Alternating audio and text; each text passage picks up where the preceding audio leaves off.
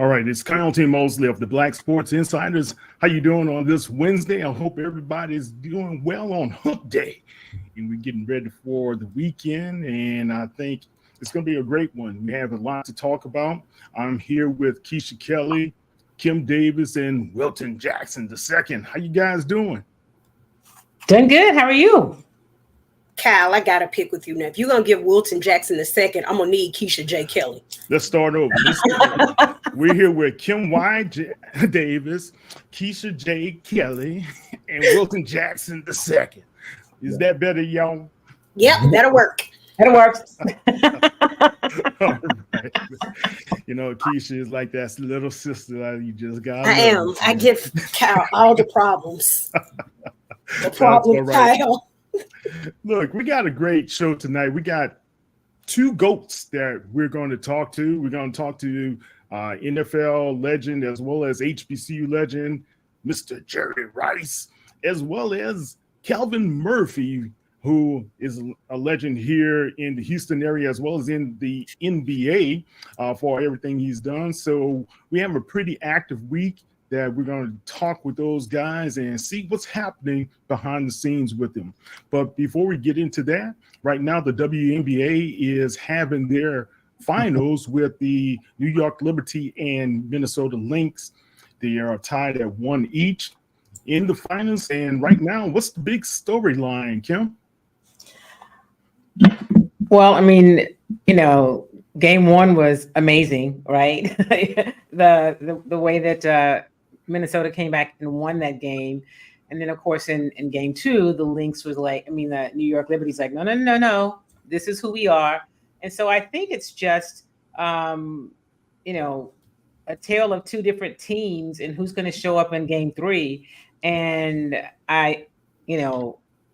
Collier, I think, is somebody who's exciting. We all know about Breanna Stewart and what she can do. But I think some of the other supporting cast has been interesting. So the timing is great. It's great basketball. And it's also in the middle of something else really exciting happening with the WNBA, which looks like a new TV contract. Oh, yeah. And we got to talk about that a little bit as well. Wilt, how do you feel about what's happening with the WNBA? The Stars are out in full force out there in New York, right? They are. It's an interesting series. It's pretty much going how I would expect it. Two great teams in New York and Minnesota. Game one, the big storyline was Courtney Williams. If you don't know who she is, she's a dynamic guard, not scared of anybody, probably the smallest player on the court, but can ball out. And when she gets hot, she's hot.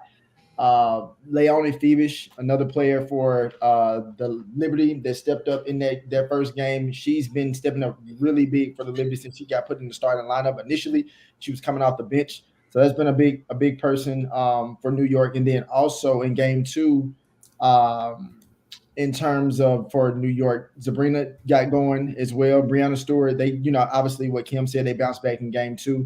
Right now, game three is on. The Lynx surprisingly came out with a harder punch than New York. And I thought that New York was going to probably have the harder punch. And considering they game in Minnesota, their game is in Minnesota. And right now, the Lynx lead 43-35. That's what I keep. If you see my eyes looking forward, that's what I'm watching. It's a good series. I think it's going to come down to each one of these games have come down to the final minutes of the fourth quarter. And whichever team is going to be able to defend well in those final minutes, and which player stands out, probably one of those that I just named. And I also forgot Betnijah Laney, somebody who was coming off of an injury. She had not a major knee injury, but she had some minor surgery on her right knee during the season. And it was kind of up in the air what she would continue to look like as the season went on. But like that game two on Sunday, she showed out. Well, what I like about it is not only what we would say some star power, but it's a very contentious series. You didn't want to have blowouts either way. And after the Liberty dispatched of the two-time champions, the Aces, right now, to have this series go 1-1 when the Lynx stole that game one in New York, man, kind of threw everything out of kilter for the Liberty, but it's good to see what's happening. Let's move on to the WNBA's first team, all WNBA announcements. Keisha, any surprises there from what you saw on those starting five? No, none for me. I'm never really too much surprised, and I'm kind of. Let me just keep it at no. Let me just keep it at no. Just keep it at no. Okay. No, let me just keep it at Speak no. your No mind, speak surprises your for me. mind. No surprises for me. Okay. All right. We had Miss Wilson, Brianna Stewart, Caitlin Clark made it. And that's a lot of people were like, should she have been on there? But she had a pretty good season, right, Kim? Yeah, I mean, you got to give her credit, especially after they came back from the break, and she got a chance to get a little bit of a rest. What she was able to help her team do that had they'd not been able to do previously. So, I don't have a problem with it. I'm with Keisha. I'm okay with with the honors that the people they have on the first and second team. Yeah. And had Elisa Thomas. She is one of the ones who wrapped up that first team as well. Going into the second team, some people were saying that they should have seen Angel on there. Wilton, are they right, or did they get it right with this second team? I think they got it right with the second team. I think if Angel would have played the rest of the season in the trajectory of where she was going, I definitely could have saw a potential space of where she could have been added to that second team. But granted, obviously injury played a part in her not being able to finish the season. So I think it pans out to where she wasn't put on the second team. So I'm not necessarily mad about that. But you're talking about an emerging star, somebody who's going to be a star in this league as long as they continue to stay healthy and continue to, as long as she continues to extend her game, she's going to be fine. Only thing I would say differently on second team for me, I know how it panned out. Obviously, I probably would have maybe switched Sabrina Ionescu for Caitlin Clark. That's just me. Really? But even though, for the most part, I'm good with it. So you believe that Sabrina should have been first team? She could have been first team, yes, for me. Okay. All right. Cool. Now, let's talk about another happening with the Women Leaders in Sports National Convention that happened in Ohio. They had their 2024 honorees, and Wilton and Keisha, you know one of the honorees pretty well. That's former Florida A&M athletic director as well as vice president Tiffany Dawn Sykes. She was voted as I believe it was the FCS Division I Executive of the Year. How do you guys feel about her with this honor? So for me, of course, it's always about the sisterhood for women in sports. Right. Of course, it's always a reach out. So whenever something happens good for women, I always reach out to those people, and it's people like her, Jennifer Lynn Williams. It's different people that's in the space that I really admire, that I talk to. And so when you see something like that, I said it. She didn't miss a beat. So we knew that the bounce back was just going to be like, oh, you just get up and go. But to see that happening and to see the celebration around her and so many people showing her love, it was well deserved. It was just a good thing for her. Yeah, she was looking fly too, man. With all her rings on. Yeah, Did you see that picture? Tiffany was gone. Had it going on, man. Well, it was good to see, because I heard a lot of criticism. They had some negativity. Oh, she shouldn't have worn all those rings from Florida A&M. She didn't win them all. I'm like, well, she was the athletic director. Correct. It doesn't matter whether or not she hired the coaches before, long as she was there while the winning took place. That's all that matters, right?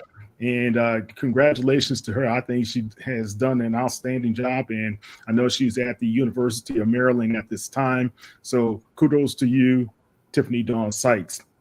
And Kim, I got to talk to you about this one. This is a personal one for you and I. A friend of ours has another Emmy nomination, a couple of Emmy nominations that is going out there with the New Orleans Saints and New Orleans Pelicans. Shanika Dabney Henderson, who's the vice president of production for those organizations. How do you feel about what's happening again? She already has 2 on the board from last season, might pull 2 more. So I am always excited when I see something good happening for Shanika. We worked together when I was the sports anchor at GNO in New Orleans back in the day. She was a producer. She was amazing. Back in the day, huh? Back in the day. She was she's always been very talented, a great storyteller, really always, liked to worked at perfecting her craft. So, congratulations to her, and I hope she gets them. It's exciting. I love Shanika. Yeah. She always has to rub it in my face every time my cousin and her get together. They're on the Superdome floor for a women's national convention there, and they're taking pictures, and it's without me. It's like, wish you can be here. Come on, please. Of course. Yeah, right. But it's really good to see some of the ladies that are really should be noted for their accomplishments and doing such a fantastic job across all levels of sports. And, her rise from the days, like you said, in New Orleans through CNN, all the way to the NFL Network, and what she did there was just fantastic. With especially with Coach Prime and what was his thing, Corner of Prime and whatever. You remember that one? I don't remember. I don't remember what it was called. I know she did a few shows. She did a morning show. She did that one. I mean, She's had her hand in quite a few of the successful shows from that network. So yeah, that's what I was saying. Coach Prime owes a lot to Shanika and whatever she was able to help develop him as well as his media presence at that time. All right, guys, let's talk about what's going to happen. I had a great conversation with Jerry Rice, and we know the HBCU legend. He is doing a great job right now with his Goat Fuel product. It's an energy drink that has been developed and has been produced out there for the past, I believe, 3 years now. And we're going to have a further conversation with him to talk a little bit more in depth about that later. But he was also with us to announce the NFL FedEx Air as well as the ground players of the week that has some changes to it. Well, they're not going to just do the quarterbacks as well as the running backs. They're going to give some love to the tight ends as well as the wide receivers. What do you think about that? I think it's good. I mean, so often, every time, we always put a lot of emphasis on, obviously the skilled players like the quarterbacks and running backs and wide receivers as you listed, but it's so many other positions obviously on the field. That's 11 players, and in a football team, in a football game, it takes all players to do their jobs to win the game. So why not give them that exposure and that recognition that they duly deserve as well? Yeah. And he said, that's the only honor I hadn't got. I said, Jerry, you need another one, please. Absolutely. Yeah, well, I love talking to Jerry, and we will hear from him in 2 and 2. Thank you, guys. And don't forget, if you guys are following us on Black Sports Insiders, please share. Sharing is caring. And we're growing at this time, so we love everything that we're doing. We want to hear from you, and as well as you can give us some of the love as well. All right? We'll be back after these messages. This is it. Our last night sharing a room. Tomorrow we'll be in our new home. They told you buying a home would take years, but didn't help you start. Still, you kept trying. You'll have a yard to play in, a place to dream. Hope makes it happen. With tailored mortgage solutions, Hope Credit Union makes homeownership happen for thousands of people, regardless of income or credit. Brighter futures begin with Hope. Is that your new Nissan Rogue? Yeah, crazy story. So this morning, I'm at the Nissan Thrill of Summer sales event, taking a test drive. When Dave, the sales guy, is like, "You're gonna love this." He shows me the best-in-class fuel economy and lets me know it's recommended by Consumer Reports. When Dave says, "These cars are going fast," I knew I had to have that Rogue. Nissan offers 6 vehicles starting under $30,000, like Rogue, with 2.9% financing for 60 months. Hey, sweet new gear. It's like Best Buy hooked you guys up. Pretty sick, right? What is that? That's our traveling trophy. Oh, that's what's up, man. Ah, a goat for the goats. Fits these pro-level setups. Last year's trophy. Not a goat. Nope. What if you could get all the latest and greatest gaming gear from one place? Time to call a credit repair company to fix my credit. Hold the phone, man. You can do it yourself with Credit Versio. That's way too hard. Call the credit repair company. Most credit repair companies only work on 1 or 2 accounts at a time, making it slow and expensive. You won't figure that out for months. Ignore him. Credit Versio's brilliant software scans all 3 credit bureaus, finds the accounts that are hurting your score, and guides you through the entire process. Anyone can do it. Let's fast forward and see the results. Wow, I fixed my own credit and saved hundreds. You can do this. Visit creditversio.com. Come to McDonald's and treat yourself to the Grandma McFlurry today. Wow. McFlurries are back. I love McFlurries. All right. What? Guys. All right. Let's join the conversation between Jerry Rice and myself earlier today. Writing it down. All right. Jerry Rice. How you doing, Jerry? Yeah, I'm doing fantastic. Thanks for having me, man. Let's go, FedEx. Let's do this.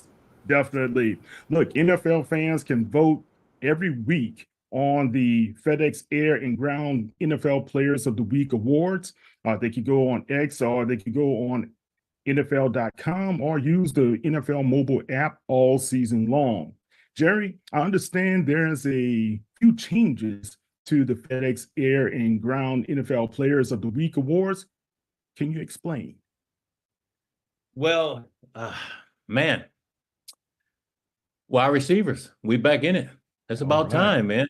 I'm serious. Wide receivers and tight ends, and it always been quarterbacks and running backs. So now we back in the mix, and this is the one wide receiver award I missed out on. Really? The one. All right, and like you said, you can go to NFL.com/FedEx, but man, I would have loved to have been a part of this, because we got to get wide receivers back in the mix. We got to get those guys going again. And, you can vote, the fans, they can vote every Monday through Wednesday. I think we have Jordan Love, Caleb Williams on this one. Couple more guys, Sean Tucker, Joe Mixon. It's just Jared Goff. Wow. All of them, but where are the wide receivers? We're important. We are just as important as the quarterback, because I always try to think of myself as being an extension of the quarterback. The quarterback is going to release the ball. The receiver got to make the catch, and the receiver can run it to the end zone, or but the most important thing is to make that reception.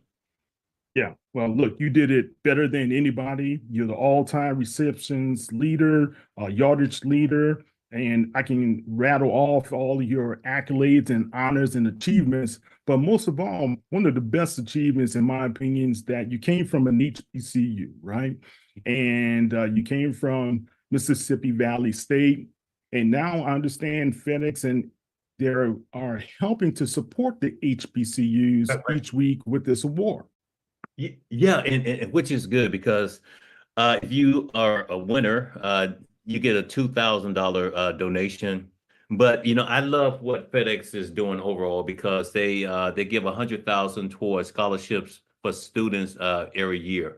And coming from an HBCU, man, it's just something I will never forget, and I still get excited when I talk about it, because I remember the Battle of the Bands and all of that stuff. And it was just like, man, it was so exciting filling up the stadium. And the game that we had against Alcorn in Jackson, Mississippi, I think it was over 70,000 people or more at that football game. Yeah. So, it's like, HBCUs, I'm very happy to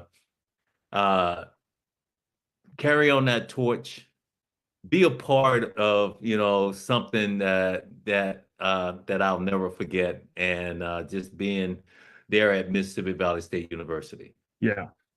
Look, Jerry, you were a part of something special. you, Willie Totten, as well as your old former ball coach, Coach Cooley, who passed away this past April. Talk about his legacy and what he's been able to do for you in your life and put you at this spot even after football. You know, God, my God.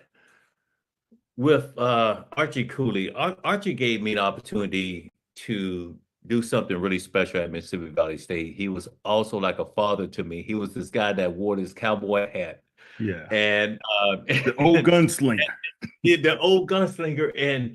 But we knew that if he was on the football field or if we were on the road traveling or whatever, he was going to put you in a position to win. Yeah. That's all he wanted to do. But he wanted you to win, but he wanted to make men out of you.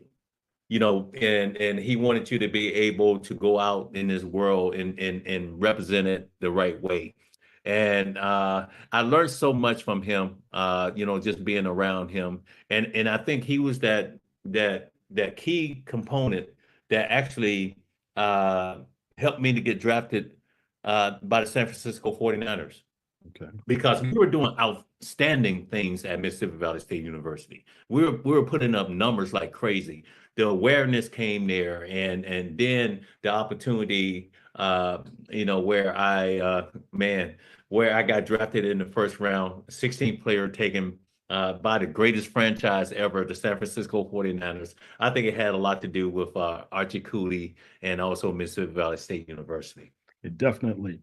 You guys were averaging what, almost 50 points or more a game? It was crazy. It was crazy. The ball was in the air like 90% of the time, yeah. And we were just putting up numbers like crazy, man. And I remember Willie the Satellite Todd, and then you had Archie the gunslinger, Archie the gunslinger. Then you had they called me Jerry the World Rice. I'm like. You were the world, and you still were the world. We were having such a great time, though, man. And I think we you know, represented the HBCU the right way, and I was so proud to be able to go on and still till today, you know, when people think about me, they think about Mississippi Valley State University. HBCU, small school. Right. And I think it sent a message that you can't go to smaller schools like that and still move on, you know, get an education, move on. And if you pursuing sports or something like that, where you can excel. Not only that, you know, Jerry, I remember 3 seasons ago, you and I had this conversation about Deion Sanders and what Coach Prime was doing at Jackson State University. But you also set the world on fire because they wanted to know, just like I asked the question, had you ever considered coaching? And you said at that time you kind of thought about it. And since then, we haven't heard much about if that's what you want to do.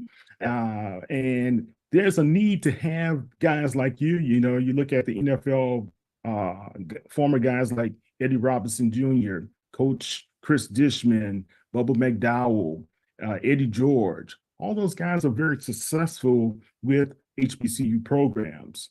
Can we get you to you always put that pressure on me? But you try to put that pressure on me. And I am.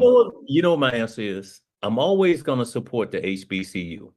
I'm always going to do that. But I poured 20 years or maybe 30 years of football into my life. Yeah. And it's just that I don't think I have that commitment to do that. Gotcha. Now, you know, if like guys like Deion, Eddie George, and stuff like that, I applaud those guys, and I'm always going to be supportive and stuff like that. But I think I left over 30 years. I put over 30 years into it, and now I got other things that I really want to focus on, and I don't think I can, you know, just fit all of that into my circle. Okay, but I'm still HBCU, and I love it. All right, last question. Goat Fuel, how's everything progressing there? And you guys have that great energy drink. I'm still supporting you guys here. You see my Go Fuel hat. Yeah, So, I appreciate you, man. yeah. So talk about that before we get off. This is Go Field, the greatest of all time. I think the thing is, man, and I wanted this to be for everyone. Anyone that's inspired to be great on that given day. Anyone that that's out there and giving it 100%. And the concept Goatfield, it's the greatest of all time, but it could be an entrepreneur, it could be a frontline worker, it could be a doctor, lawyer, it could be what you doing. Anyone that's that want to be great, and we're doing great. We're doing fantastic. We're expanding. We're growing. My daughter, she's the CEO, and I just try to stay out of her way and let her just get it done. But this is it's a difficult task, but it keeps me up at night. But it challenged me, and I think it was the same way in football. It kept me up at night. It challenged me, but it brought out the best in me, and that's what I'm doing with Go Field. Well, I appreciate you always, Jerry, and it's good to talk with you once again. But thank you for everything, and on the behalf of the NFL FedEx Player, Air, and Ground Player of the Week, we're going to get some more of those wide receivers in there, right? All right. Sounds good, brother. You have a good one, all right? All right. That's Jerry Rice. I'm Kyle T. Mosley. Thank you very much, Jerry. Take care. All right, take care. All right, guys. That was Mr. Jerry Rice, the GOAT. All right. You heard a lot about Jerry. Jerry, a couple of seasons ago, he thought about getting into coaching. He kind of crawfished now there, Will. He saw all that stress Coach Prime was having. No, he did. I think that, obviously you was trying to bait him and to see if he was going to answer that question and get back into coaching. But I think that more than anything, he probably looks at it from a standpoint. I mean, and obviously I'm giving him the credit that he said that he's going to always support HBCUs, and I definitely believe that. But it's a testament to the fact that coaching isn't for everybody. Just because you were a great player does not necessarily mean that you will be a great coach. I don't doubt that he wouldn't be a great coach, but I think that there is a certain level of patience, there is a certain level of discipline, there is a certain level of want to and teaching that you have to really want to put in players anywhere between 18 years old to now with the portal and all these 4-year, 5-year, 6-year players. You're talking about people that might be 23, 24 years old looking to play college football that may or may not want to listen. Lots of different personalities. And it's like, if you're not prepared for that, then this might not be what you need to do. Not only that, but it also depends on, all these different backgrounds where these players are coming from. If you're not prepared for that, because you're not just going to be a coach. You're not just teaching them about X's and O's. You're still preparing them for life, where at least most good coaches are doing that. So, I mean, to his point, I think that for him, he looks at it from a standpoint of, I love my HBCU. I love Mississippi Valley. I love what Deion, I love what Eddie George is doing, but coaching is just not, at this time, it's just not for him. And you have to respect it. Yeah. Kim, we kind of ran into a similar situation. We talked about two coaches that we respect highly here in the Houston area, Coach Bubba McDowell as well as Coach Chris Dishman. But you see the wear and tear that losing can have on a coach as well, especially a coach that has high goals and high aspirations for his program. How do these guys manage through that? And you've been able to talk to these guys one-on-one. What's your thoughts? Well, I think anybody that cares about what they do, right, losing is going to wear and tear on you. If you're a competitor, what you do is you try to win. Otherwise, you wouldn't be in the game. So one, I can respect where Jerry Rice is. It's not even so much that you're not, and I like what Wilson said, but being prepared for it. It's just not, it's not your path, right? Mm-hmm. It's not, there are other ways that you can say, you know what, I can be helpful in this way. This is where I can pour into it because I've given what I want to give in terms of being on the field. But I think the other thing too is as the game changes, so do the players, right? It's such a different day now with NIL, with the portal, with social media, with just kind of the mindset, and that's not a knock on young players. It's just a reality of it's a different day and a different group. And so you got to really want to do that. You know, I see guys like, talking to Chris Dishman, like he really cares about those young men. Yeah, he wants to win, but he wants to see them win as whole people. And so you hear him talk a lot about mindset, about, you know what, one of the things we have to change is culture. And that's a word people toss around a lot in sports. But you say, okay, when you say culture, I always ask when someone says, what do you mean by culture? You got to believe you can win. You got to believe you deserve to be here. And when you've not had that, when you've been in a program that's had so much losing, it takes a while before you to flip it where you can get them to believe, no, it's the third quarter. We should be here. It's the fourth quarter. We can do this.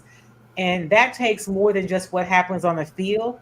It takes really the whole athletic department. And I think that's what sometimes people outside don't realize. The coach can do somewhat, but it's a mindset of winning that has to happen, has to permeate throughout entire departments. And that's why I think it makes it difficult. So it's interesting times. Yeah. And Keisha, what's your take? Because I looked at the opportunity that Terrence Graves has taken a hold of over at Southern University. He's really embraced this, and you can see the passion that is there, and he's always been a caring guy. So I think, kind of going back to the same things you were saying, I think at the time when you were talking about coaching, when you were talking about, Jerry Rice coming in and talking about coaching, it was at the height of prime, at the time, prime, Eddie George, everybody at the same time. So it puts the pressure on. Personally, I'm glad he knows that if that's not his lane, that he didn't give in and succumb to the pressure, because we know if he failed, now you're going to have to put up with all of the stuff that comes with failing. True. And so it's good for him to acknowledge, hey, I put 30 years into this. There are, like Kim said, there's other ways that I can make an impact. I don't have to be a coach. And sometimes that's what people think. And so what happened was when Prime came around, everybody just started looking at every coach, Ed Reed, every coach that had played in the NFL that they thought could coach was like, hey, and like Wilton said, just because you're a good player, that doesn't necessarily translate over to being a great coach. In the case of Terrence Graves now, he's a very likable guy. Very, very likable person. But, we know how our schools are. We know how our fans are. We know how our alumni is. And so people can like you until they don't like you. And so when they'll like you until they start seeing a pattern of not winning. And so when you're losing back to back to back, then the whispers get louder and louder. And it's not just to the coach, it's going across the board. So, it has to be changes made. People can like you all day long, but if you're not getting the job done, those likes will turn into hate real quick. Well, Keisha, I kind of take exception to that because it sounds like you had a conversation with my wife about not winning. So we'll talk a little bit about that later. Guys, we'll be back at 2 and 2. This is it. Our last night sharing a room. Tomorrow we'll be in our new home. They told you buying a home would take years, but didn't help you start. Still, you kept trying. You'll have a yard to play in, a place to dream. Hope makes it happen. With Tailored Mortgage Solutions, Hope Credit Union makes homeownership happen for thousands of people, regardless of income or credit. Brighter futures begin with hope. Is that your new Nissan Rogue? Yeah, crazy story. So this morning, I'm at the Nissan Thrill of Summer sales event, taking a test drive. When Dave, the sales guy, is like, you're gonna love this. He shows me the best-in-class fuel economy and lets me know it's recommended by Consumer Reports. When Dave says, these cars are going fast, I knew I had to have that Rogue. Nissan offers 6 vehicles starting under $30,000, like Rogue, with 2.9% financing for 60 months. Hey, sweet new gear. It's like Best Buy hooked you guys up. Pretty sick, right? What is that? That's our traveling trophy. Oh, that's what's up, man. Ah, a goat for the goats. Fits these pro-level setups. Last year's trophy. Not a goat. Nope. What if you could get all the latest and greatest gaming gear from one place? Time to call a credit repair company to fix my credit. Hold the phone, man. You can do it yourself with Credit Versio. That's way too hard. Call the credit repair company. Most credit repair companies only work on 1 or 2 accounts at a time, making it slow and expensive. You won't figure that out for months. Ignore him. Credit Versio's brilliant software scans all 3 credit bureaus, finds the accounts that are hurting your score, and guides you through the entire process. Anyone can do it. Let's fast forward and see the results. Wow, I fixed my own credit and saved hundreds. You can do this. Visit creditversio.com. Come to McDonald's and treat yourself to the Grandma McFlurry today. All right, we are back with the Black Sports Insiders, and we have a great conversation that Kim had with Calvin Murphy, the great NBA legend. How was that? Just to talk to Calvin is always interesting. Yeah, it always is. In fact, I just carved out a little piece of it that we're going to play today, but I went and we ended up talking for, I probably have 4 interviews, but the piece we're going to hear today is really, I'm talking to him about what he thinks about where the NBA game is today. But when I got there to do the interview, he has this organization called Marching Thunder of young people that he has been working with. And so NBA TV was there, ESPN. So I actually did a piece of the interview that I can send you later, where we were talking about Marching Thunder. It'll be 50 years that he's run this organization with these young people in April or May of 2025, and he's still going strong.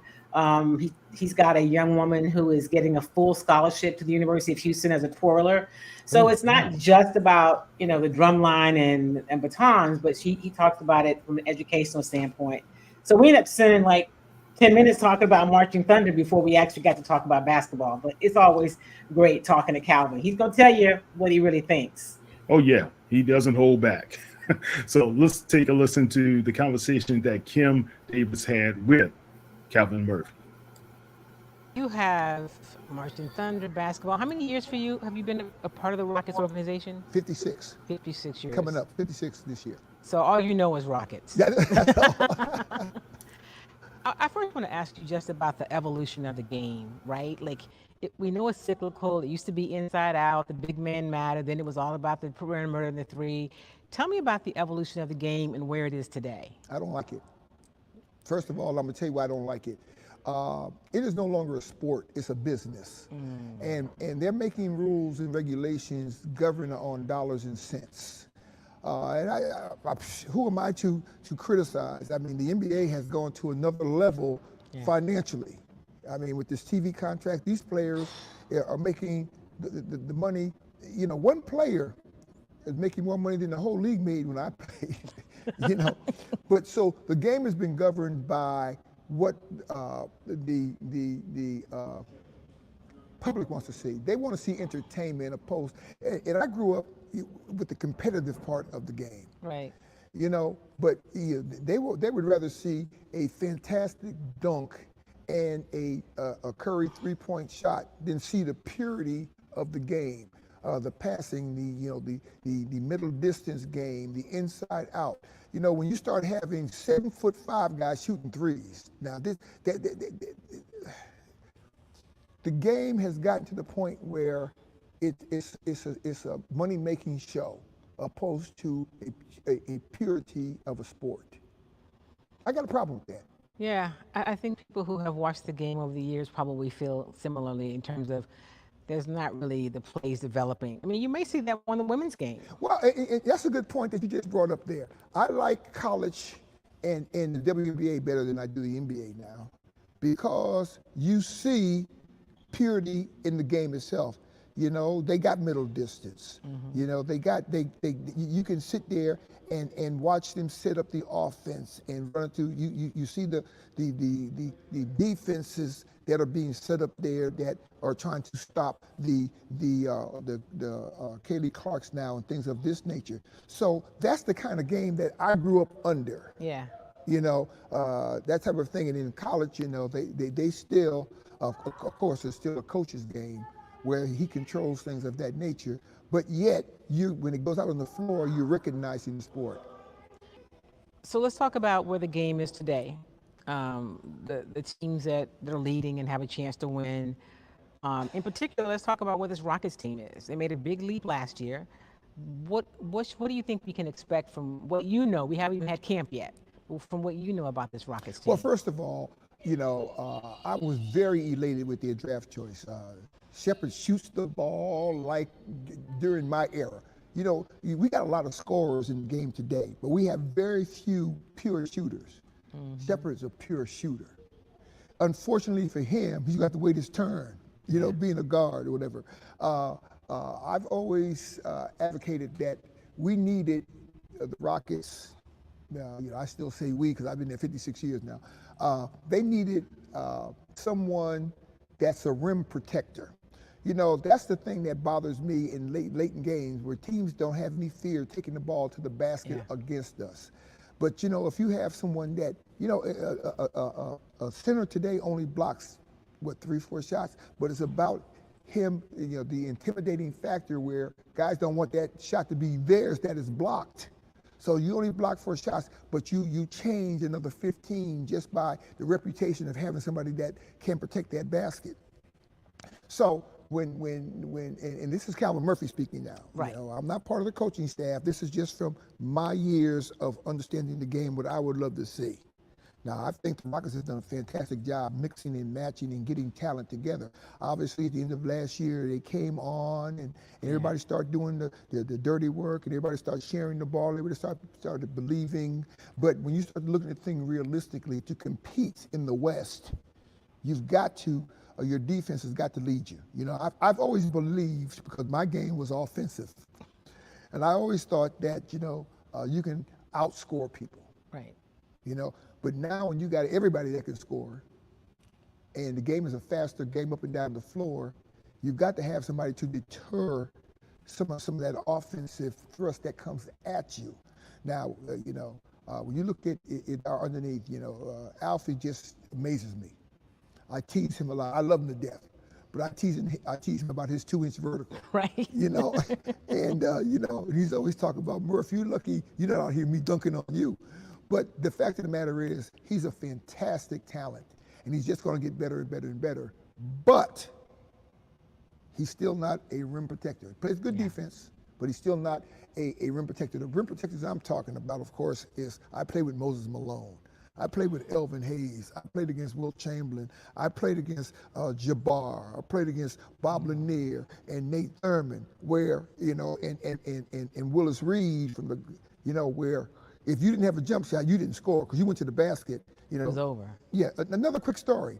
I'm from Connecticut, 40 minutes from the old Madison Square Garden. So my rookie year, we had 25, 30 busloads of hometown people come to see me play my first NBA game in the Garden, right? So, of course, I'm sky high, whatever. And I actually tried to dunk on Willis Reed. Yes, I came down one time on a break, and I went to dunk on Willis, and he fouled me, and Willis said to me, "Something wrong with you, young man? Don't bring that in here. If you score 50 from the outside, cool in the game. But you come in here and try to score on me, you must be out your mind." You know me, old cocky Calvin Murphy. Yeah. I'm saying, man, get out of here. So in the third quarter, I'm going to try it again. I come baseline, I go up to dunk. The lights went out in Georgia. And when I woke up, I became the best jump shooter in the NBA because I said, I understand now. You're like, I get it. Yeah, I get it. Because big men have their pride, no matter who. And Willis Reed and I were great friends. But ain't nothing personal. His You're not coming in here. Yeah, his wife and kids are up in the stands watching, as he says, some short individual coming in and trying to dunk on him. During that time, they called us midgets. Like, trying to dunk on him. He couldn't have that. So when I woke up, when my trainer got me with the smelling salts, I became the best jump shooter in the game. But that's the way the game was played when I was, during my stint in the league. You understood everybody had pride within themselves. So the big men protected that area. Yeah. So if you went and did something of that nature, you got hell to pay.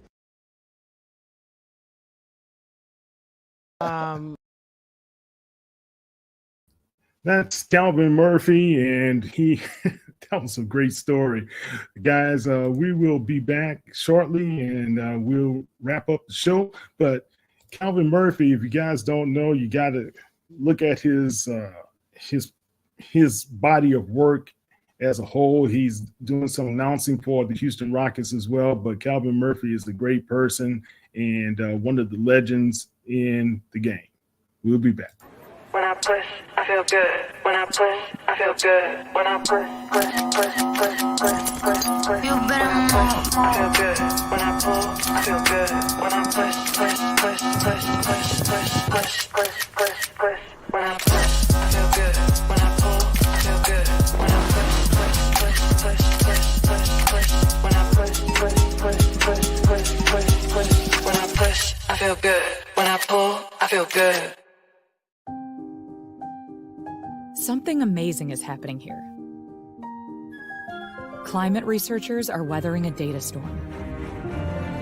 That's because CDW transformed their devices and infrastructure with Lenovo ThinkPads and powerful edge-to-cloud solutions, delivering faster insights and increased performance, giving them the scale to stay ready for whatever's next. Make amazing happen. Lenovo and CDW.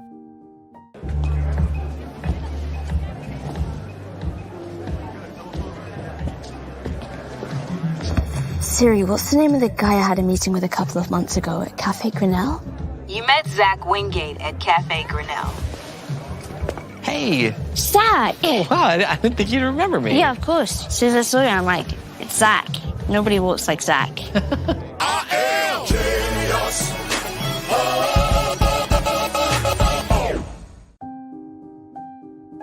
Something amazing is happening here. Climate researchers are weathering a data storm. That's because CDW transformed their devices and infrastructure with Lenovo ThinkPads and powerful edge-to-cloud solutions, delivering faster insights and increased performance, giving them the scale to stay ready for whatever's next. Make amazing happen. Lenovo and CDW. No charger?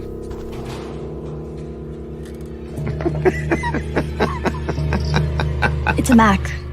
The battery lasts all day. See you next week.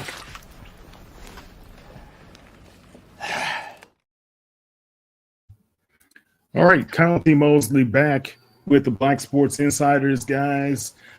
Kim, that conversation with Calvin, very interesting, man. I wish I would have been a fly on the gymnasium floor just to be able to listen to all the stories that he has. Yeah, well, he has a lot of stories, but I thought it was interesting that right out the bat when I said, so, what do you think of, where the game is today? And he starts with, I don't like it. Okay, then, and like I say, you're going to always get from him what he really thinks. And he made it clear, like, I'm speaking for me. This is not the Rockets talking. And then he did get into some things he liked, but he is old school, right? And he liked the inside out game and where the big man mattered, but it is cyclical, right? Remember, there was a time when if you didn't have a strong post player, you couldn't be successful in the game. And then, of course, it became an outside game. And if you didn't have guys that could shoot the three, and now you've got big guys, they pull them out of the perimeter. So, I cover the Rockets and going to training camp. I mean, I can't believe that they had a preseason game last night. They beat up on your Pelicans. It's preseason, doesn't really matter. They'll play the Spurs tomorrow night, and then the season starts next week.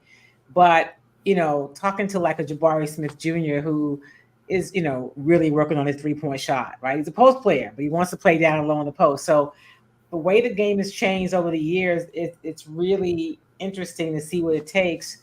But you still do need a rim protector. So I'll be curious to see how this Rockets team kind of comes together this year, builds on what they did last year, especially in a division with Victor Wembanyama. So it'll be interesting. Yeah. Another year under his belt, and that young man, it's going to be great to see how he's progressing. And we have a lean, mean monster dunking machine in Zion Williamson. And I can't wait to see how the young man just broke down in Big Easy. Will, man, you love NBA a lot. And do you think the Warriors have a chance to rebound? I think they have a chance to rebound. I don't put them in the finals this year. I think that the Western Conference is just too tough with the teams. You're talking about a Denver team that's going to come back locked and loaded. You're talking about a Suns team that still hasn't met its standard of where it wants to be. You're talking about, you're talking about the Clippers. You're talking about, of course, there's LeBron and the Lakers, even though I don't expect them to go very far. Kudos to LeBron getting his son and Bronny and what they've been able to do on the court, even just in these first preseason games. It's special. I don't have them going very far in terms of winning a championship of anything of that sort. And then you have some other teams that are looking to solidify their place back into the Western Conference. Like you talk about a Memphis team and John Morant and what Zach Edey people forget just a couple of years ago, you're talking about Memphis was top 3, top 4, top 5 team. And then, of course, Minnesota isn't going anywhere. And Dallas. Don't forget about Dallas. Exactly. And Dallas. So it's just like it's just too tough. I think that at best they are a play-in team right now, maybe first round. But as far as like competing for a finals and getting to the championship, I think that part of the Warriors franchise is done for now. I think the West is still really loaded, with the Thunder. I think the Rockets get to the playoffs. I don't know if they are playing where they get. I definitely think they get the postseason this year. But the West is really loaded. And then you look at what happened with the East and the move that the Knicks made, right? Yep. How that kind of changes things and makes Boston go, oh, wait a minute, hold up. So long season ahead. Haven't even had the first real game yet, but it should be interesting. Keisha, how will the Hawks answer all the movement that's been happening? Well, it's the Hawks. The funny thing is Wilson said he doesn't think LA will go far. That's how I always see the Hawks. I hate to say it, but I hate to see teams on the surface where they start out playing so well and somewhere in there something happens and there's a disconnect and then everything just goes downhill. It's always the same with the Hawks. Maybe first, maybe second round or first couple of games, and then it just falls off. So I never look at it as they're going to get too far. I never do. I mean, I like the Hawks, but I never see them getting far. I just don't. Yeah. Sound like the New Orleans Saints. So anyway. We're not going to do that, Kyle. Oh, well, I've got to be for real about this one. Tomorrow night, Sean Payton is coming back to the Superdome. And he's bringing Bo Nix with him in tow. But we got Drew Brees. He's going to be part of the Ring of Honor in the Superdome. He's just been inducted into the New Orleans Saints Hall of Fame. Congratulations to Drew. But the fans are ready for Sean, but they would have been really ready for the Sean if they didn't have the injuries that have been mounting left and right. Well, right now the Saints don't have Chris Olave. They don't have Rashid Shaheed, and Shaheed may miss the rest of the season. How can the Saints really put a competitive team against the Denver Broncos on Thursday night? I think it starts with the one thing that everybody has started to place on New Orleans over the last couple of years, but specifically this season for sure, is defense. The defense is going to be the determining factor. They're going to have to bring all types of havoc on Bo Nix, quarterback, putting pressure on him and slowing him down, and hope that the play from Spencer Rattler, the first half of Spencer Rattler that we saw last week, will be what we see throughout that entire game against Denver. I think if they do that, they can win this game against a Denver team that's not as strong right now, but obviously they're going to be looking to get stronger throughout the season. Yeah. That's been a complaint, though. Defense has been a complaint for like 10 years now. Yeah. We've been complaining about defense with the Saints for years. So, yeah. Okay. So the past few years, they've been pretty good. And I have to give them some kudos on that. But I think the defense has been aging as well. You look at Cam Jordan, who's now coming off the bench. And Demario Davis looks like he's lost a step here and there. Last week, Tyrann Mathieu was injured. And it just looks like a calamity of more and more injuries, especially to the older players, are mounting, as well as to some of the key younger players. So hopefully they could be able to pull off the Mission Impossible on tomorrow night. But it's going to be tough. But you talked about the play from Spencer Rattler. Kim, we're starting to see these young black quarterbacks who are getting their opportunities like CJ Stroud did last season. And they're not just getting the opportunities, they are winning with these opportunities. And we spoke a little bit about that over the past few weeks. I just want to get from you just briefly why you think we're going to see more and more of this, because you got some young guys like Shedeur Sanders and the young man from Miami that's coming out next season as well. Well, I think it all comes down to, and I think what happened with CJ Stroud, and we see what's happening with Jaden Daniels and what he has that Commanders team doing. It really has to do with getting with the right team, with the right system, resources, the right system, and the right coaches. You know, we don't really know what Bryce Young is going to be because he went to a really awful Carolina program, right? They're just bad all the way around. And so, you know, it makes a difference, you know. And so what it also does is it puts pressure on people coming out, because this year was, will they be as good as CJ Stroud? And so next year you're going to hear, are they going to do what Jaden Daniels did?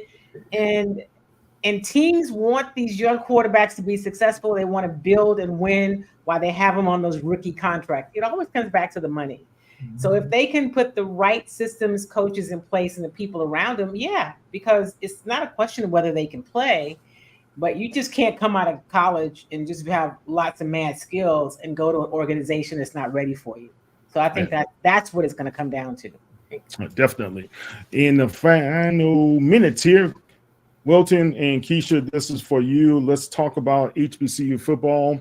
And there's a big one down in Jackson, Mississippi, Wilton. I know you'll be there front and center to see Florida A&M take on Jackson State. These two guys are the two powerhouses of black college football, in my opinion, as well as NCCU. And all of three of those guys are ranked in the FCS. What's going to happen on Saturday that a lot of people need to be tuning in to ESPNU to check this out? Keisha, you want to go first? No, that's fine. He said Jackson State and FAMU. So you can go first. I'm going to talk about Southern. You can talk about your school. Okay, I will go ahead. So I think, Cal, when you look at this game, obviously this in the last couple of years, this has been one of the games that has decided who is going to win the SWAC East, and obviously FAMU has went on to win the SWAC championship. But I think on Saturday, this game specifically this year is going to come down to which team is going to be able to control the line of scrimmage up front. And I think if you are FAMU, you definitely want to make sure if you're FAMU, you want to be able to protect Daniel Richardson, because I can guarantee you that TC Taylor and that defense from Jackson State is probably going to be dialing up pressure from off the edge and up front to essentially try to slow him down some. And I think this is going to be a FAMU team that's going to be required to run the ball more.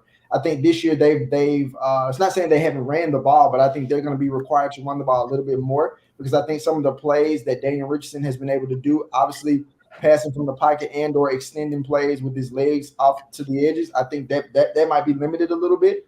And I think if you're Jackson State, if it was ever a time that you truly needed to be able to run the ball, it would be this Saturday, because obviously the Rattlers haven't been as strong in stopping the run.